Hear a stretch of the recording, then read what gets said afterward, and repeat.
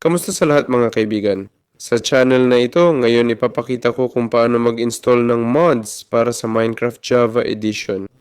Para dito, kailangan mo ng Forge o Fabric. Gagamitin ko ang Forge para dito, isusulat natin Forge Minecraft. Ito na tayo.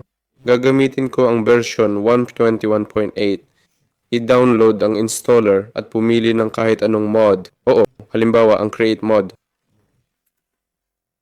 Pumunta sa Forge, Files. At para sa version na kailangan natin, i-download ang mod. Sayang, ang mod na ito ay para sa version 1.21. Kaya mag-download ako para sa 1.21 at Forge.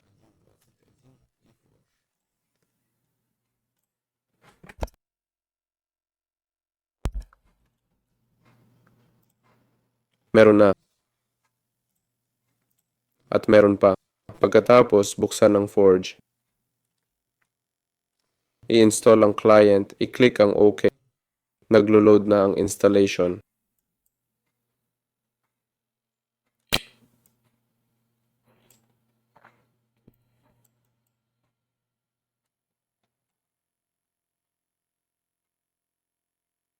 Tapos na lahat. Ngayon lalabas na ang Minecraft launcher. Hindi ko nakikita kasi kailangan kong i-restart ang launcher. Sa launcher, i-click ang installations, tapos i-click ang folder sa tabi ng Forge. Dito, i-click ang mods folder at dito ilagay ang mod na na-download natin.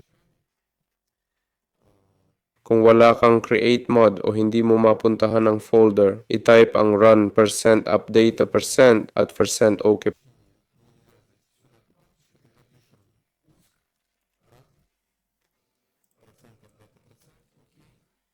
Ito ang Minecraft mods. Dito mo rin ilagay lahat. Kasama nyo si paalam sa lahat.